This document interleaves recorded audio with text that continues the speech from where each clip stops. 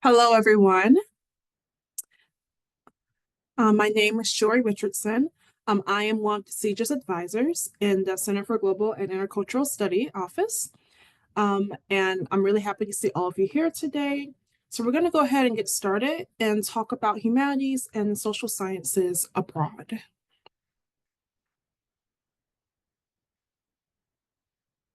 So for all of our programs, the primary way to get credit is to make sure you're speaking with your academic advisor about which courses you take abroad will fulfill specific degree requirements for your degree program.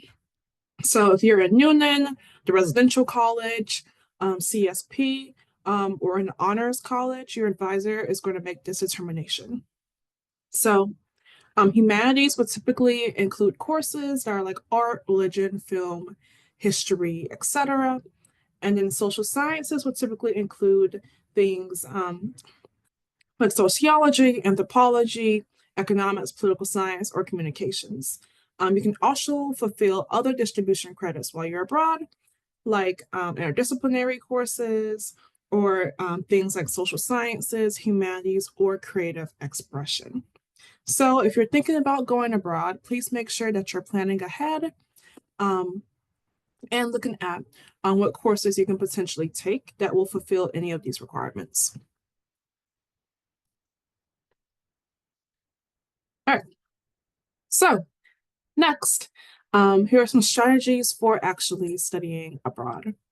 So it can often be easier to get humanities and social science credits um, approved rather than particular major courses approved. So it may make some sense for you to actually save some of these credits while you go abroad, or maybe you want to supplement major coursework with minor coursework while you go abroad. So we have some students who take only major or minor classes when they go abroad. We have other students that take only distribution credits while they're abroad. And then we have other students who may take a mixture of both. So it really is going to be up to you and talk with your academic advisor about which option is going to work best for you for your personal degree program. And we cannot stress this enough. Strategic planning is going to be really helpful in allowing you to experience taking courses abroad and even potentially doing multiple study abroad programs.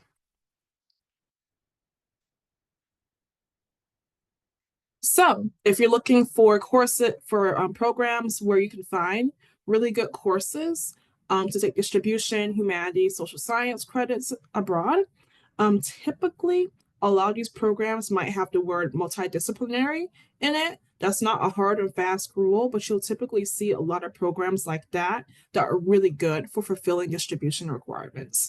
So you might see multidisciplinary, metropolitan, humanities, social sciences in the program name title. Um, you might also find this in university study programs, which typically tend to be direct exchange programs through our office. So as you can see on the right, we have an example of different programs that might have these keywords in the name, like metropolitan studies in Berlin or university study in Germany, or humanities and social sciences in Sorrento, or social sciences in Amsterdam. So if you go to our mCompass page for any of our programs, you'll see the program title here, and you'll also see a really huge button to apply for our program. So if you're looking to potentially go abroad during winter 2026, so next winter, then you will be looking at those applications now and applying.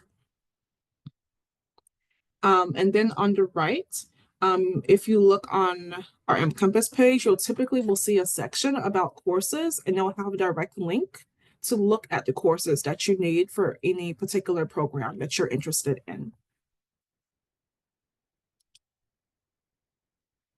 All right, so throughout this presentation, we're going to kind of look at all of our programs that are really good for fulfilling distribution requirements abroad. And we're going to start off with Spain. Spain is one of our most popular programs here at the CGIS office. Some really good programs we have in Spain are first in Barcelona. So we have International Business and Humanities at UAB, and that's the University of Barcelona.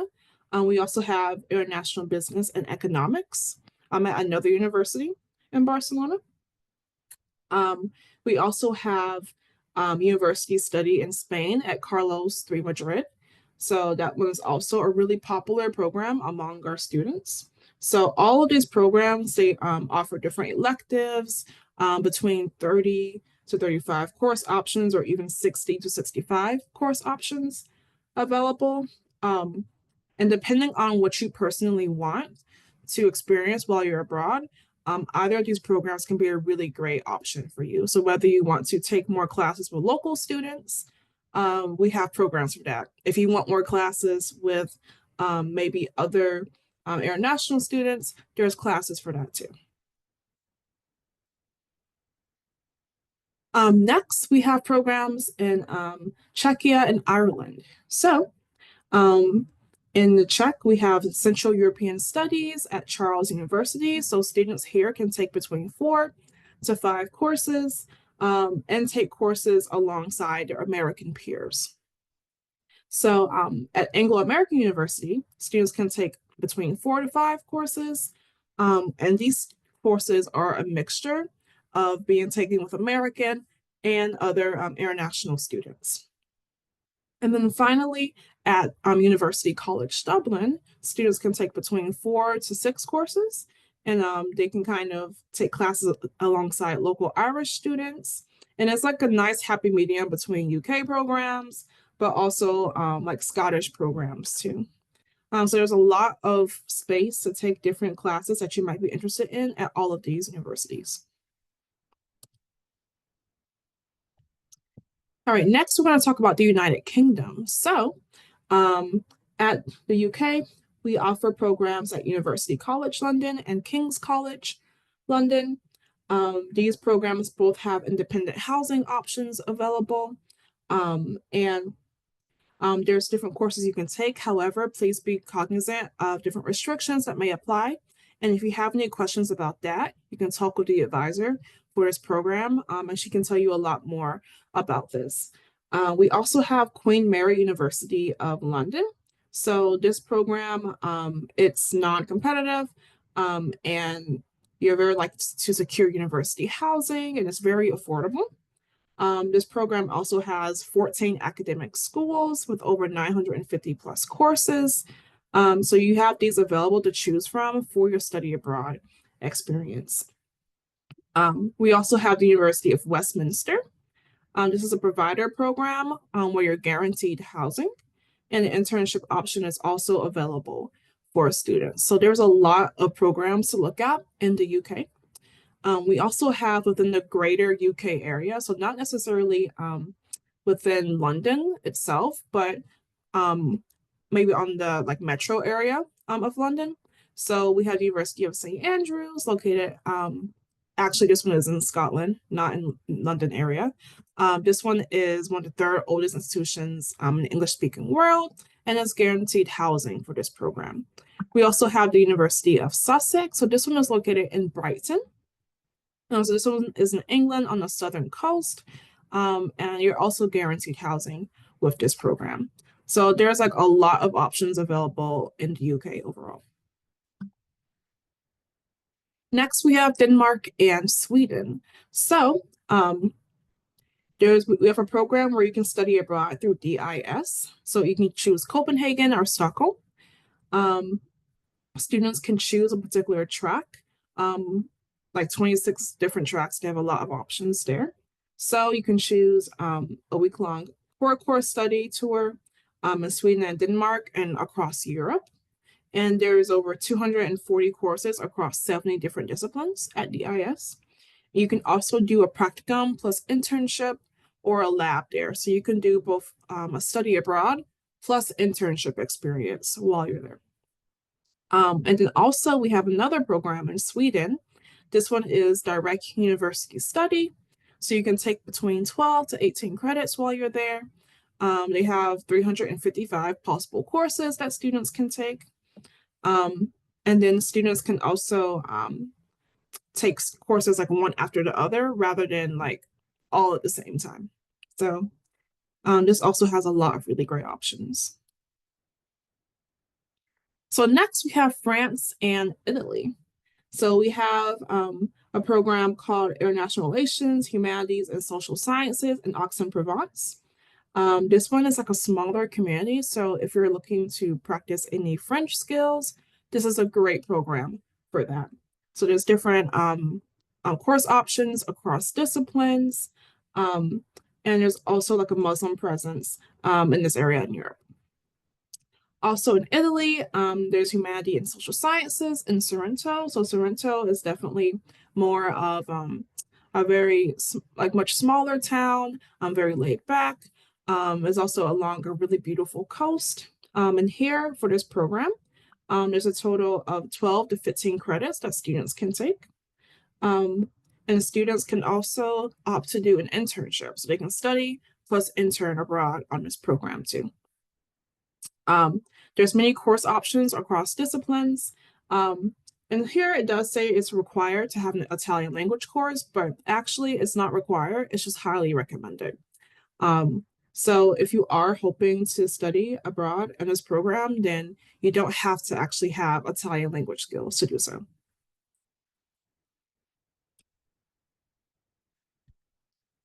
All right, next we have Germany and the Netherlands. So we have metropolitan studies in Berlin. So for this program, it's cultural studies focusing on a region with emphasis in social sciences. So some of the examples of courses they have in this program are gender and historical perspective, or transatlantic cinema. So these are really good courses that are popular with this program. And then in the Netherlands, we have social sciences in Amsterdam. So you can take a combination of CIEE courses. So this is the provider that runs this program. Or you can take classes at the University of Amsterdam in conjunction with that too. So they have a lot of different social sciences and humanities options here. Next, we have Africa and Australia. So in South Africa, we have a university study option in Cape Town. So this one is very affordable. It does have quite a different academic calendar, as a note, and it does have very flexible housing available. And then in Australia, we have two university studies available there. One in the University of New South Wales, so that one's actually located in Sydney, Australia. And then we also have university study in Melbourne, Australia. So for UNSW, you have the option to take between 12 to 16 credits. This one is pretty affordable and has a very similar academic calendar as the U of M. You will have to find your own housing for this program. And then for Melbourne, it's actually the #1 university in Australia. It has a different academic calendar, and then students can take between 16 to 18 credits while they're there. And they also have flexible housing options. And then lastly, we have our Asia programs. So as a note, all of these programs in Asia are actually competitive programs. So although they do have access to a wide range of multidisciplinary study options and the potential to fulfill distribution credits, these are going to be competitive. So just keep that in mind. So first, we have our South Korea program. So this is at Yonsei University. It has a pretty affordable cost of living in Korea. For the fall semester, it has a similar academic calendar, but for the winter semester, it's a little bit different. So it's going to start in early March and end around June or July. And the same thing for Japan. Its academic calendar doesn't necessarily align directly with U of M during the winter semester. So the option that we have in Japan is Hitotsubashi University. It has affordable housing there. Same thing as Korea. The cost of living there is going to be cheaper. So that's another really great option. And then lastly, we have our university study at the National University of Singapore. So this one can be very competitive. And it can be difficult to secure classes in economics, computer science, psychology, architecture, and civil engineering. So definitely make sure that you are having backup options or backup courses that you want to take if you do decide to do this program. So, some of the key takeaways are that academic advisors make credit approval determinations, not CGIS. So, if you have any questions about whether a certain course is going to be approved for you to get credit for automatically, the CGIS office does not make that determination. You need to talk with your academic or departmental advisor regarding this. And as an additional note, if you are an LSA student, then you're automatically going to be getting in residence credit that will contribute to your cumulative GPA. However, if you are not an LSA student, then that credit transfer is not automatic. And you do need to make sure that you're talking with your academic advisor or departmental advisor regarding this. And the other thing too is that if you do happen to be an LSA student, then no matter what course you take abroad, then you are going to be getting credit that will go toward the 120 credits you need for overall graduation. But it'll be up to your academic advisor to determine what degree requirement it will ultimately fulfill. Next, most university study programs are going to be direct enroll. So what that means is that it's going to be a direct exchange between U of M and that university, most likely. And then there's some programs where you would pay U of M tuition. So it's going to be exactly the same tuition rate you pay. So make sure you're looking at the budget sheet for the program you're interested in and seeing which situation is going to be the most applicable to you. Next, you might want to hold on to some humanities and social science requirements as you kind of figure out your course schedule throughout the year so you can fulfill those when you go abroad. So if you're currently a freshman or a sophomore right now and you're hoping to go abroad during your junior year, then it can be good to see if you can hang on to some of those distribution requirements so it can make it easier to select courses when you finally go abroad. And if you can't do that, then it's not the end of the world. But it does make it easier with having more flexibility to choose courses. And then lastly, getting credit toward your major is an option for many programs. So if you look on the CGIS website, we have different programs that are recommended for different majors. So if you take a look at those programs and the major that you're interested in, you'll see programs that have a lot of options for courses that students can use to ultimately fulfill degree requirements. All right, so we've come to the end of this presentation. So we're going to open it up for a Q&A right now. Let's see.